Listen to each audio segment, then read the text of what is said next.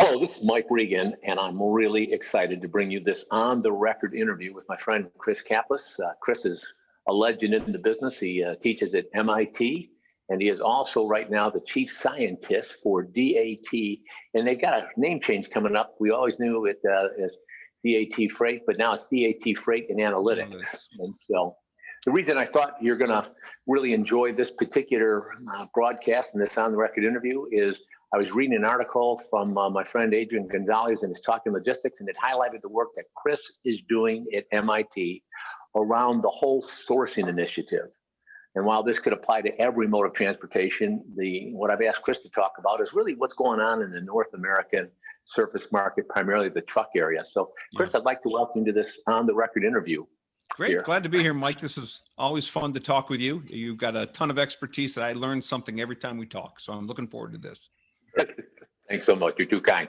Hey, Chris, talk to me about one of the things that really piqued my interest is you were talking in this article about, the need to transform the type of sourcing process we go through, and also some of the research that you're conducting at MIT around the sourcing initiative. So bring our listeners up to date on what that looks like. Sure. So a little bit of history. I got my PhD back in the mid 90s at MIT, and my dissertation was on optimization-based bidding for transportation procurement. So essentially what I launched in the 90s was the use of combinatorial auctions for bids, optimization, all this stuff. And something we realized about, after implementing this for about 10, 15 years is that it was kind of falling apart because it was based on that false assumption that at the time of when you launch your bid, the shipper knows everything and it's going to play out exactly like they think, and that the carrier won't react. So it was very clever in being able to combine financial, non-financial metrics, things like that, and to allow the carrier to piece things together. But we found it really didn't work because we had this assumption that the markets were static. And what's happening now based off of two major events, the first one, the 2019, the peak of the capacity crunch for truckload surface domestic. And then obviously the pandemic is that shippers and carriers and brokers, all three entities are realizing that the traditional process, running an annual bid with a static estimate of what supply is going to be and demand will be, and getting fixed rates back to throw into a static routing guide to use, has fallen apart. So I think what's really happened over the last 2 years is that shippers have realized, and carriers, that the traditional dominant design has broken. And so what we've been trying to do up at MIT is to figure out what's next. The first step is to say, okay, the stuff I did in the 90s, maybe that wasn't totally right? There might have been some issues there. So, mea culpa, but where do we build off that? And so we've done a couple different things. One is expand out what is a portfolio. And so understand that you don't just do contract rates, because as we all know on this, everyone who's listening to this should realize that truckload contracts are weird. They're binding in price, but not in volume guaranteed or capacity guaranteed. So they're kind of squishy there, which is strange for most contracts. So the question is, should I expand my definition of what a contract is? We at one extreme, we look at dedicated, where you have private fleet or dedicated operations. The opposite is a transactional spot. And then in the middle, there's a whole bunch of room to move. And what we're looking at here is different index-based contracts, short-term contracts, some kind of tiered pricing, which has been experimented with in the past, but it has kind of fallen out of favor. So what we're really trying to do up here, Mike, is to figure out how's a better way for shippers, carriers, and brokers to better work with each other, because the traditional dominant design of procurement is kind of creaking and showing its age, and is not as relevant in a dynamic market like what we have now. One of the things that we have been talking about, and we do our 2-minute warnings in our webcast and this type of thing. And to give you an idea, right now, you and I were talking before we launched into this about what we call code red conditions in the marketplace, where virtually every mode is under stress with, in the parcel sector, UPS and FedEx reporting going into the holiday season, they're operating at 130% of capacity. We're seeing the ocean carriers manage capacity like never before through blank sailings and this type of thing. And, in the truck side and the LTL, so we're seeing all sorts of things. So one of the things we've been highlighting, there are 3 things that we think shippers need to understand. What you're calling the static model is broken. That the carriers are willing to move to a dynamic process. But what shippers need to understand is carrier networks. How does my freight fit in the carrier network? The second thing that we're talking to them about and really underscoring is how does my freight impact the operational characteristics that the carriers have to live with? Mm-hmm. So if I don't understand that, then I lose ability to basically come up with a cost-based model. And then the third thing that we are emphasizing is that the carriers have much better data. And with that data, they are using their pricing to maximize the value of their assets. And we're seeing that play out. Is that kind of consistent with the research that you're seeing at MIT? Yeah, absolutely. I would, one of the things that I would say is that it's not a new thing for carriers to try to price out how the shipper's behavior is affecting their costs. What we've seen in some of the work that we've done at DAT, and prior to that, when I was part of Chainalytics, is to try to figure out the additional cost, for example, for those shippers that tend to have long loading times or long detention times. And you can see this showing up in their rates. So carriers have always tried to price accordingly, but now they're getting a little more sophisticated. And you're exactly right. The data is making it more, making it easier for them to do this. And there's other third parties that are tracking this. So and I think this really came about from the 2018 capacity crunch, where now, the fashionable term became shipper of choice. It seems to go back and forth depending on the market. And so the 2018 crisis finally gave shippers something to go back to their senior management and say, hey, we need some help here to make this smoother because it's showing up in our rates. And it showed up even not just in their rates, but in their availability to even get capacity. So yes, I think it's 100%. Shippers need to understand their carriers' cost drivers. What are some of the attributes of a well-run dynamic sourcing process? What does that look like for shippers? Yeah. So when I said that the stuff I did in the 90s, some of it wasn't correct, I didn't mean to throw the whole baby out with the bathwater.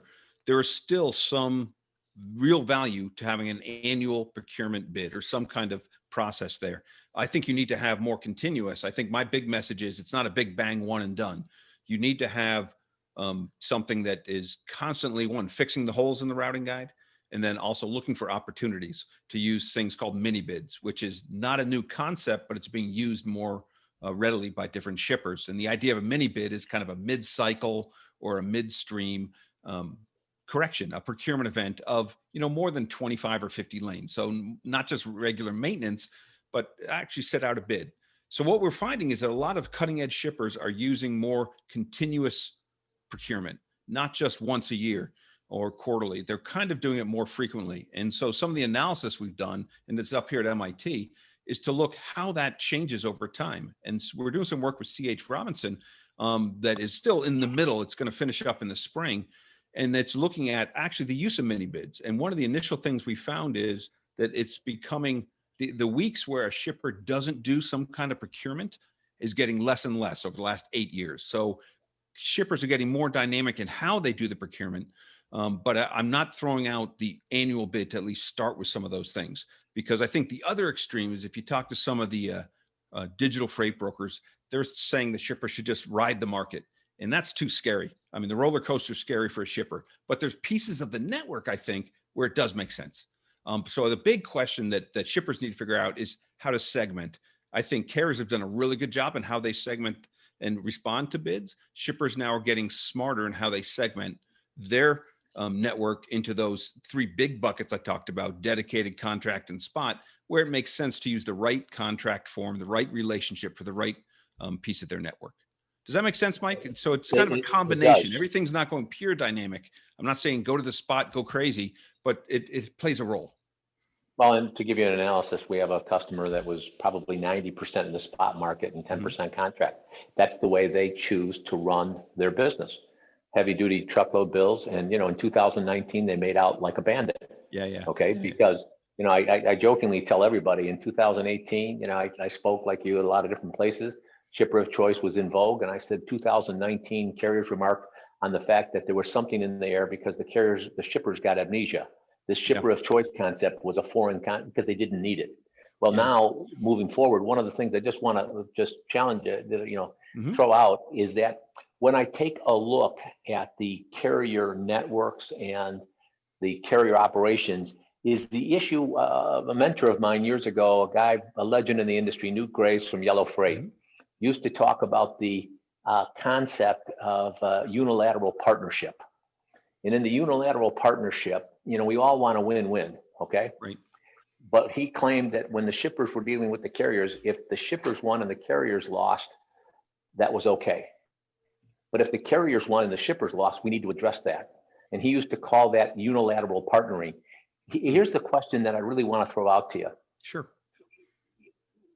Do we need a mindset shift on the procurement sourcing side of the equation, which says that when times are real good and rates are strong, the carriers will live with the contract that I have negotiated with them. And when times are really hard and it's not good for shippers, I'm going to live with the contract rates subject to some kind of dynamic indexing process, which allows for adjustment. Does that make sense?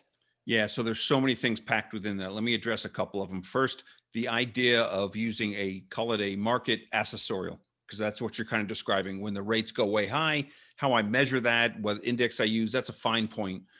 But when the spot rate's really high, then this goes into play. And when the spot goes down below contract, let's say, then it goes the other way around. So think of it as an accessorial.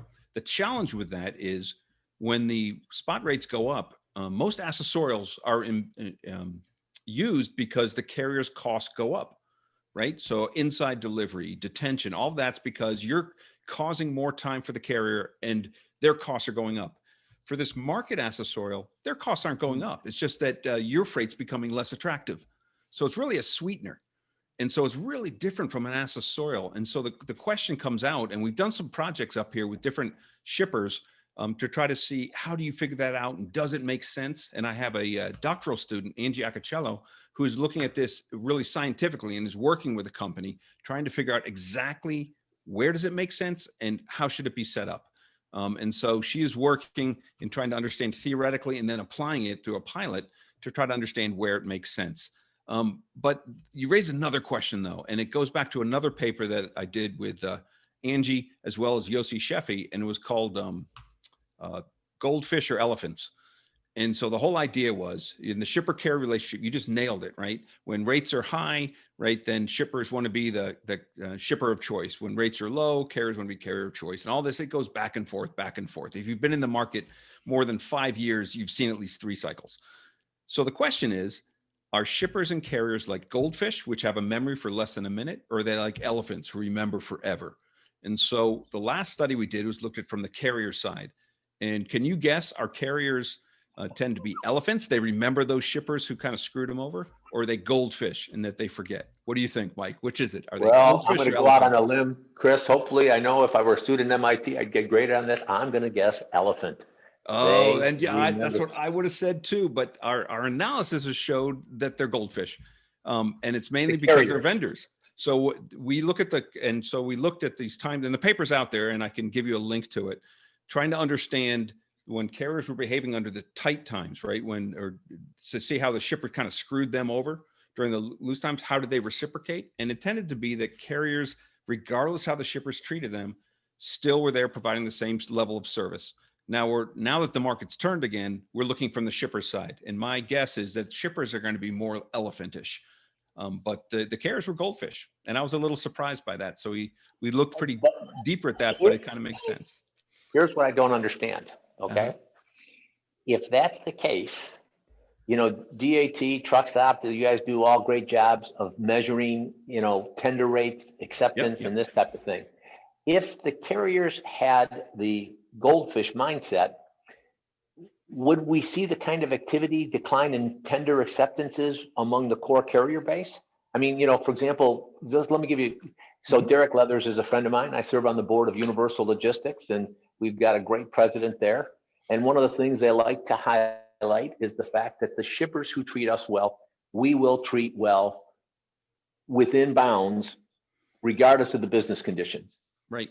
So if for example, Werner, I heard Werner and the folks at Home Depot, Michelle Livingstone, who you know probably, as well as Mark Hollifield, it was really an unbelievable relationship where, they showed where Werner was able to provide capacity to Home Depot in the midst of a hurricane, even when capacity was tight.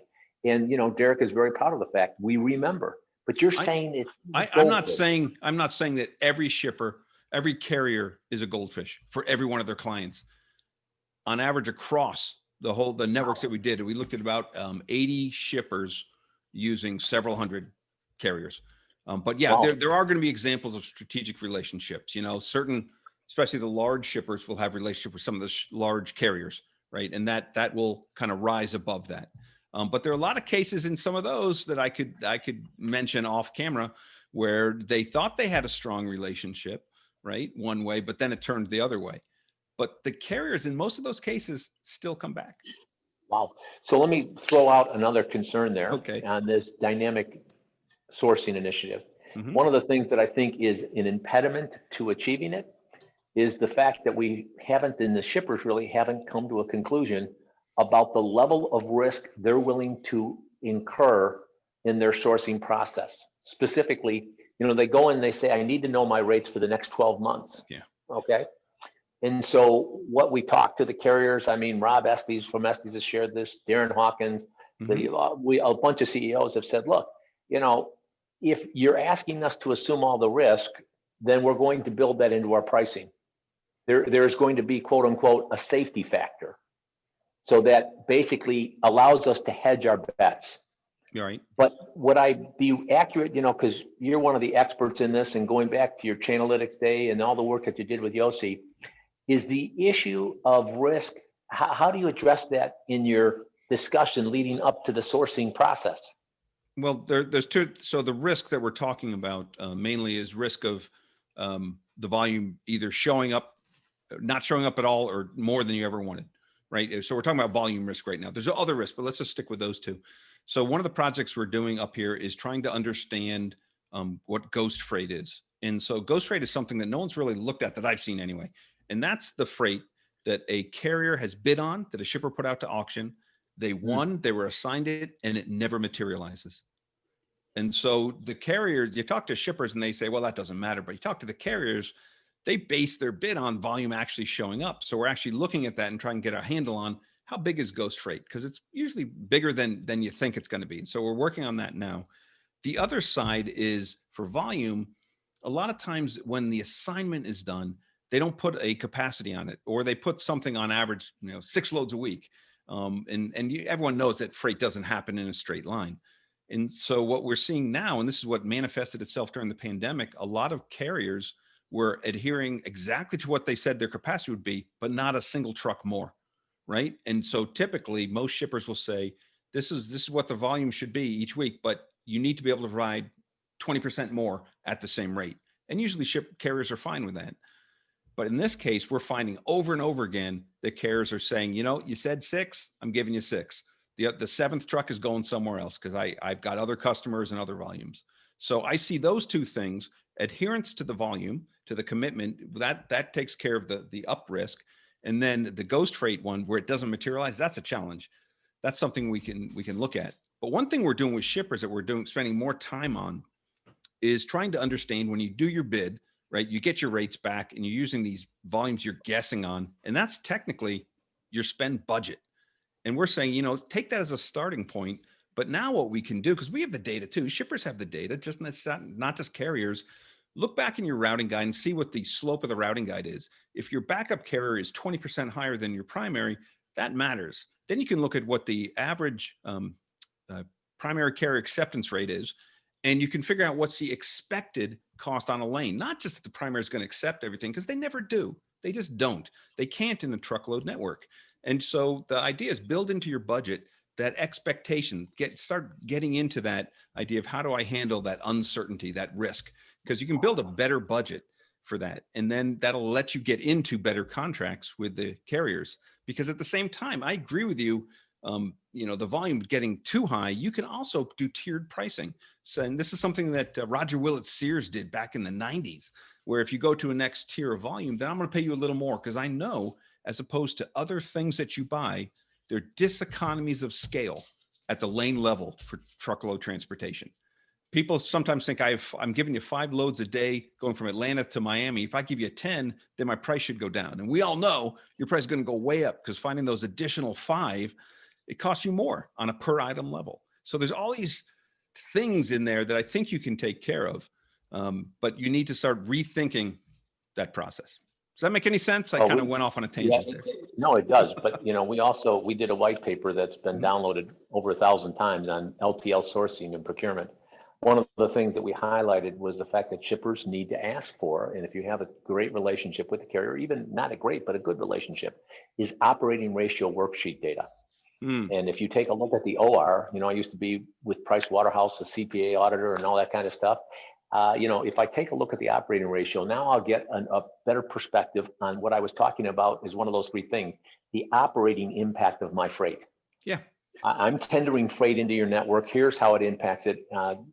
Jeff Musing from Pitt, Ohio, on one of our Code Red webcasts said it best of all. Your TMS is maximized or optimized the cost on a shipment by shipment basis. Well, you have 6 minimum charge shipments. You give it to 4 carriers as opposed to giving it to 1 carrier. That, there's a fixed cost for pickup and things like that. But the other risk, you mentioned the volume risk, but let me also talk about the price risk. Because, one of the things that, our friends at FreightWaves were trying to do and all that kind of stuff, is put the futures concept into the freight market as a commodity. So, one of the things where when I talk about you've got the volume risk and the ghost freight is huge, but let's talk about the price risk. So I want price certainty, so I can establish my budget, for the year based on what I did last year. That's the thing I always find interesting. But what I find also, price risk.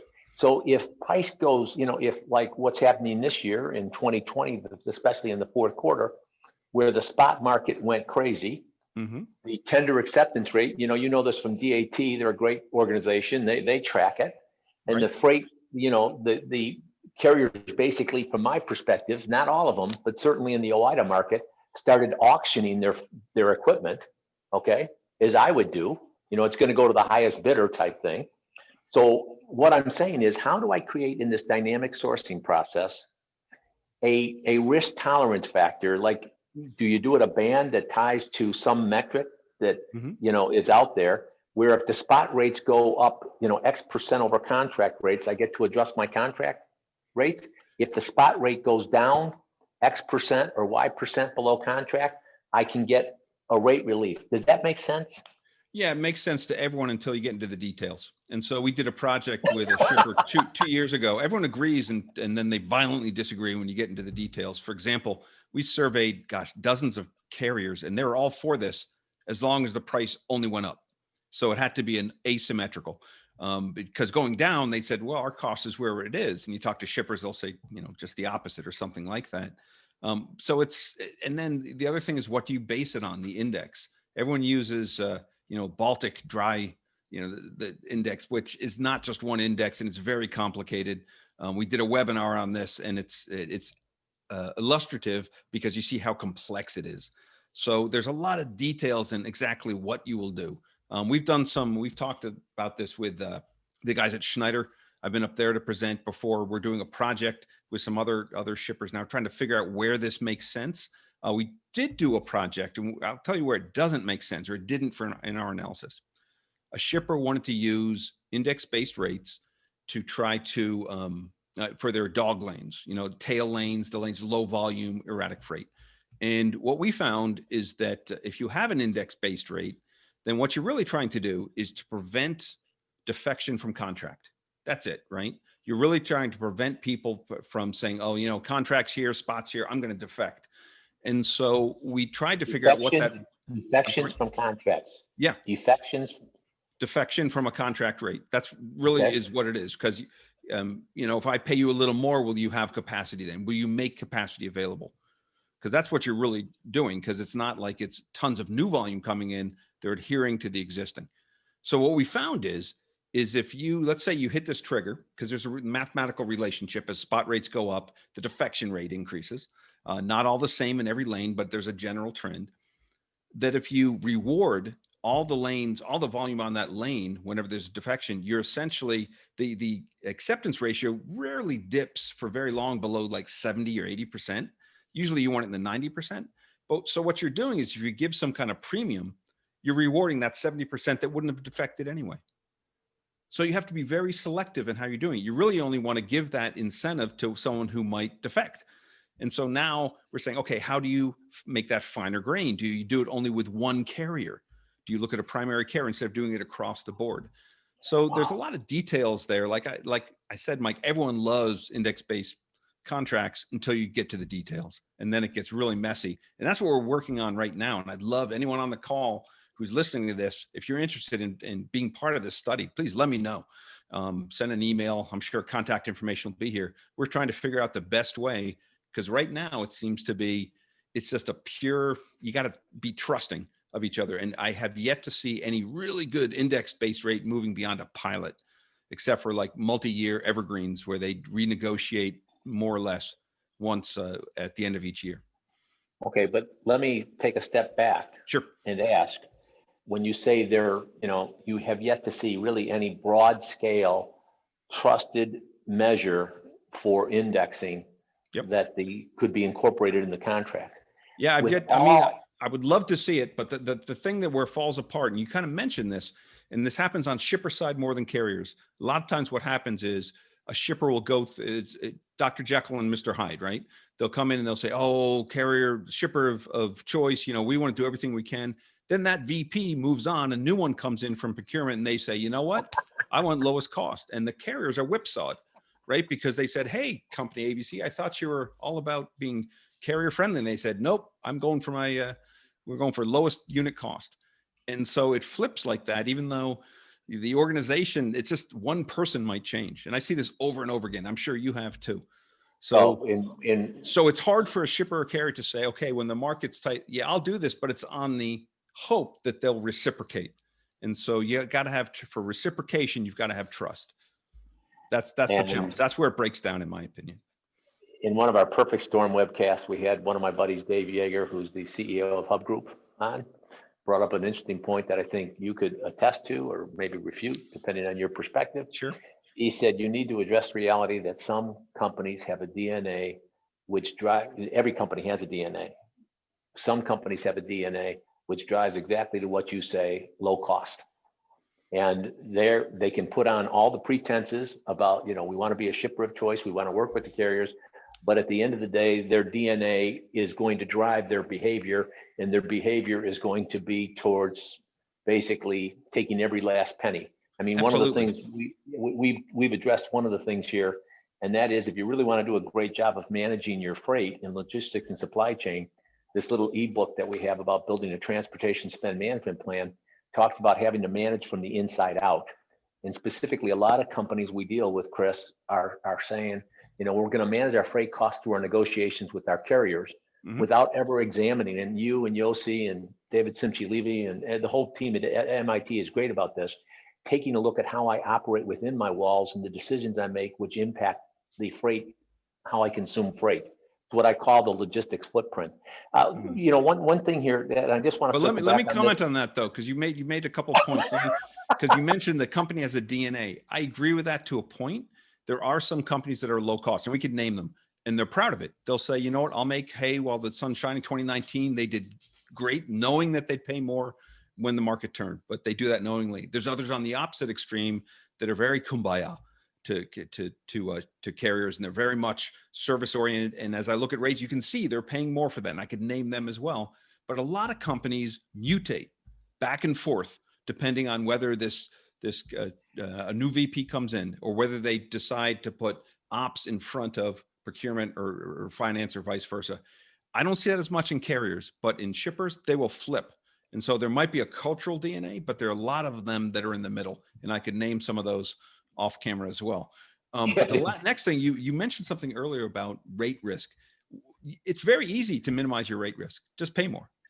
I mean, it's easy. And I've seen that too, where people are paying 25 cents more per mile than most other shippers in the market, and they have perfect tender acceptance ratios. So you can pay for it if you want to do the risk. The challenge is, I want to pay not that much. How much do I have to pay to minimize that risk? Because you could make your risk go to zero if you wanted to, and carriers would love you.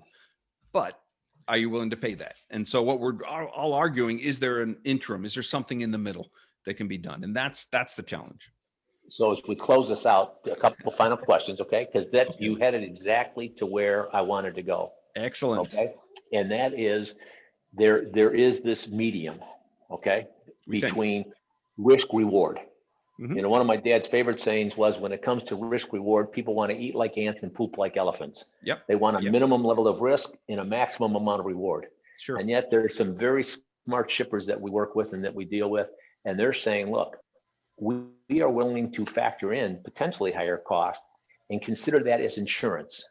Mhm. Insurance in terms of predictability, insurance in terms of knowing that we're going to be able to keep our plants running, insurance in terms of being able to manage our inventory levels, and basically insurance that allows us to be proactive Yeah.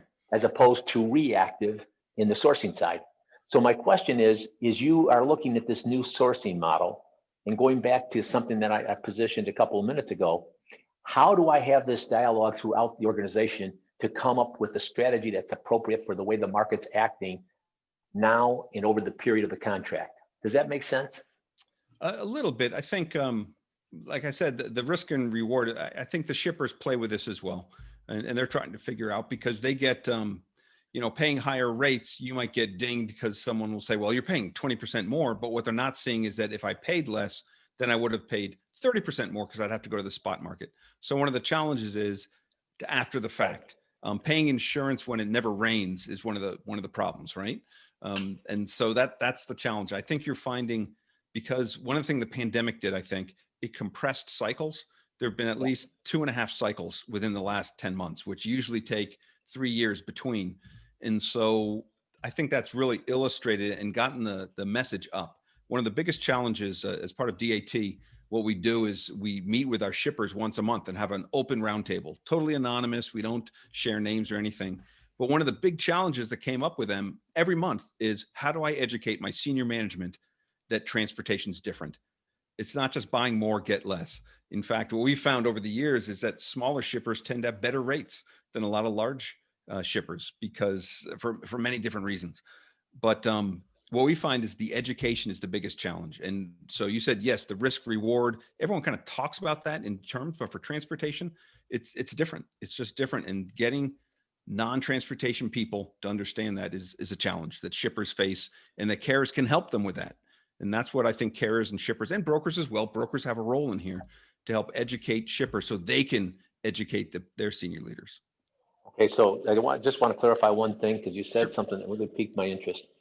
That, on the index side, going back to Uh-huh. this, and I don't mean to beat a dead horse, that the carriers are fine in terms of potentially looking at being able to pass through rate increases as market conditions Yeah, change, sure. but smaller than they would otherwise be based on some kind of provision within the contract.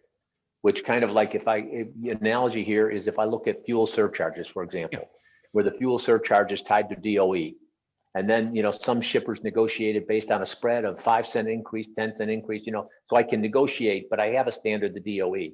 But something that you said that really kind of, surprised me. Well, not surprised me, but how do I bridge this gap? So if I'm a shipper that's willing to pay more, and allow you to adjust it. So I'm running to 230 a mile, spot market goes crazy. I'm now paying at 240 or 250 a mile. Okay. And it rides based on that provision. But you said the carriers were reluctant to be able to reduce rates because my costs haven't gone down.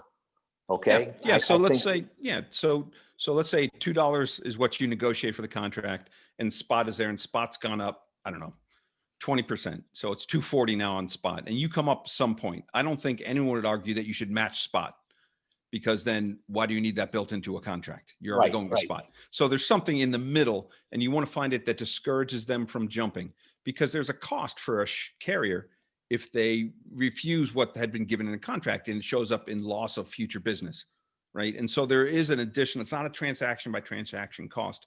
But the idea is that, shippers and carriers, both of them they don't like to think symmetrically like that. They think it should generally go in one direction. And this isn't every carrier. We didn't talk to every carrier, and a carrier will have a different relationship with different shipper clients and customers that they have. But let me say something about fuel surcharge, because you brought that up. Fuel surcharge is totally different, because that's a real cost. It's not totally accurate, but it's a real cost. It's my cost of fuel is going up. And so the multiplier that you talked about, whether it's 5 or 10 or 7, is really a direct corollary. It's correlated to the assumed efficiency of the truck. And so there's a whole bunch of stuff. I did analysis a couple of years ago because there was this big move to zero peg, where you set the base instead of $1.20, which is what it was in the 90s, to 0, and just take that out and treat that separately. Because most shippers will treat the fuel budget separately from the line haul because the fuel is so uncertain. But you can isolate it, segment it, manage it, and you can do that. What we're talking about is rate uncertainty. And again, their costs, it's not like their costs are going up when spot goes up. They just have better opportunities. There's someone better looking at the dance they might want to go to. So you mentioned the issue of contract defection, okay? Yes. But doesn't the carrier have a vested interest in letting the rates go down to maintain that capacity in a weak environment? Say that one more time. I don't Okay, think, so I can't think of any carrier wanting the rates to go down. No. What I'm saying to you is this. So Okay. I'm running at $2 a mile using your peg, okay? But now we have a situation similar to what happened in 2019 where the spot market was running at $1.50, Right. okay? So what I'm saying is if I'm a carrier, even though my cost structure hasn't necessarily changed, there are, the variable, non-variable cost associated with running a trucking company. Mhm. So why wouldn't I want to take that $2 rate and potentially lower it not to $1.50? Because like you said, if, on the other side, you're not going to go to spot, but why wouldn't I have a vested interest in perhaps lowering my rate to $1.90, $1.80 in an effort to keep that shipper from jumping into the spot market? You could try, but I've yet to find, and I'd love to talk with a carrier that's their strategy, who will go and proactively say, you know what, I'm going to reduce my rate. I have not seen that, and I don't expect to see it. But then if maybe you that don't has. do Usually the shipper will say, hey, carrier, I can get this at $1.50. How about you meet me half? They'll do a mini bid. And just like when the market's the opposite and it's tight, the carrier will come back and say, hey, I said I'd do it for $2, but now I can't do that. So then they'll go out to a mini bid. And so it really determines who's initiating the mini bid, whether the rates will come in below the contract or above what the contract was. But I'd love to meet the carriers that do that routinely. But here's my point. How do you have index pricing if you're not willing to adjust on both sides? Yeah, because it's meant as I'm for symmetric. I think it should be symmetric. But I can understand the logic for it not being, because what you're doing is it's not costs aren't going up or down. You're just making it so it's less attractive for them to defect. And that to me is really a phenomenal takeaway from this. So as we close out, Chris, one final area there. Okay. Walk me through how you see sourcing initiatives evolve in 2021 and beyond. What's going to be different 6 months from now, a year from now, versus what exists today? I think I don't think we're seeing a dramatic change. I think we've seen an evolution over time, and with better data, more computational capabilities, and better connectivity and visibility, people are more accepting to use data to make decisions in the fly. People used to do this bid. When I started doing this, it was we were paper sheets or mailing off diskettes back and forth, and that was the height of the Excel was the height of technology. We're now able to do things more dynamically. And so I think we can respond to things more dynamically, but I think we're all recognizing that some things are steady state. And so I think the real thing that's happening over the next 6 months and beyond is that you're going to see more complex procurement strategies that segment and set up different types of contracts based on the relationship to that carrier and the characteristics of that lane. Because every lane has different characteristics in terms of volume, volatility, cadence, all these different things that you can factor in and maybe have contracts for shorter periods of time. So I think we're going to see a proliferation of types of contracts that are going to be used in a little more sophisticated manner, segmented across the shippers network. That's what I see as a constant evolution going forward. And I'd be remiss if I didn't ask you just to close it out. I know I said final, but as my friends would say, when Mike says final, just get ready because it's the first of many. But this is a final. So the issue of digital freight, the convoys, the Uber freights, and this type of thing. How does that? I know I'm not talking about in the LTL market per se, sure, but I am talking about the truckload. how's that going to impact sourcing events? Okay, so I have a lot of good friends and alumni working at both those companies. Uber Freight, Bill Drigger, known him for years. Guys up at Convoy, they're great.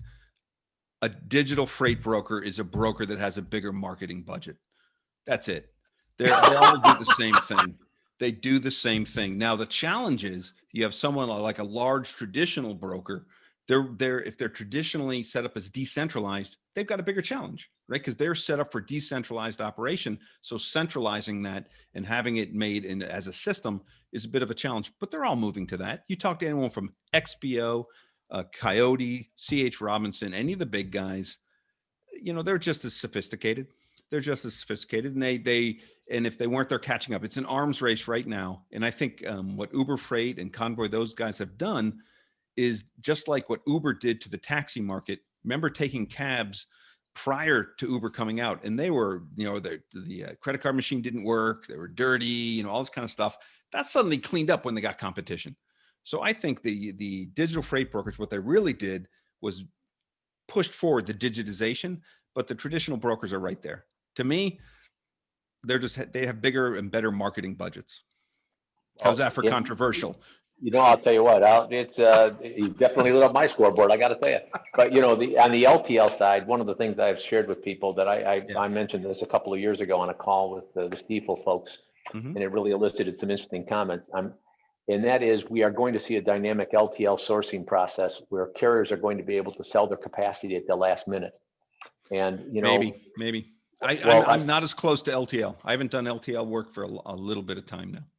Well, just kind of an FYI, I sat a couple of years ago with the gentleman who was the vice chairman of United at the time, responsible for pricing, and he talked about how the airlines price, where they change the cost of a seat with each reservation that's sold. Sure. So as you diminish the number, that seat becomes more valuable. And I personally think, the trucking industry has typically lagged behind things that happen in the air industry. But, the airlines showed what you can do with accessorials, with baggage and this type of thing. Parcel then showed, now all the carriers are seeing what you can do with accessorials. But one of the things that we think has to happen, and you may or may not have any thoughts on this, is if I'm a carrier and I know a day out that I've got capacity running in the lane, for example, from Chicago to Minneapolis, if I have a shipper and I'm on their approved carrier list, if I could be, because the technology's there, to be able to say, we're moving this freight at this cost here, this is the space that we have available. The question is whether the shippers have the capacity to process that and make decisions on the fly. Yeah, and sure. That's something. Yeah, it's called yield management or revenue management. Been around for 3 decades. It's been tried in LTL, and it's a challenge for a couple reasons. And it doesn't make sense at all in truckload. But when you have a shared resource, yes, it makes sense, because as someone else books capacity, some capacity is being taken out. Right. And people tried this. PTCG, which was then owned by Sabre, then Logistics.com, actually had software that looked at this for LTL, and it didn't sell well. It was hard to do for a bunch of different reasons. But if you have under capacity, if you have over capacity, then yield management doesn't make sense. You've got to have scarce capacity. The other big thing is for airlines, it makes sense because you have sporadic traveling. It's a little different than if you're buying, I'm shipping 10 pallets a day. So it's a little bit different. So it has, when you have the frequency and the volume's different, but it's something worth looking at. The revenue management or yield management, well studied, and it has a role, sure. Especially railroad too. Perfect. All right. So Chris, let me just close out and say thank you for your time. Did I miss anything? Is there anything I should have asked that I didn't ask, as long as I've got the guru? No guru here. But again, if anyone's interested in finding out more, getting engaged with what we're doing up at MIT's Freight Lab, just reach out to me directly, and I'd love to talk with you. Thanks, Mike. Hey, Chris, thanks for your time. Appreciate it. Take care.